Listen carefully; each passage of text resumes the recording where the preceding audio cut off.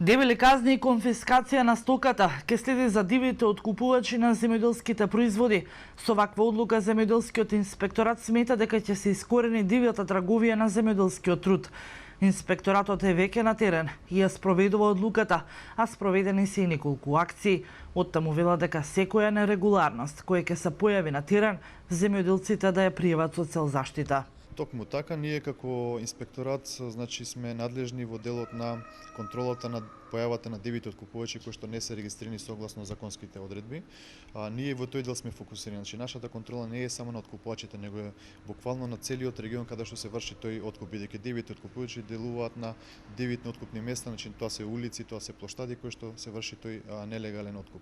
Ние како инспекторат имаме констатирани неправилности према физички лица и во тој дел.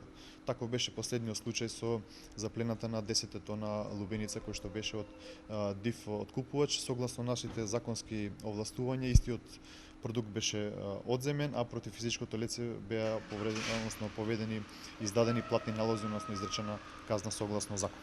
Покрај предвидените казни за дивите трговци, веќе се констатирани и неправилности во истакнувањето и почитувањето на неделните откупни цени, кај 3 откупни пункта на територијата на микрорегионот. На истите ќе им бидат изречени соодветни казни.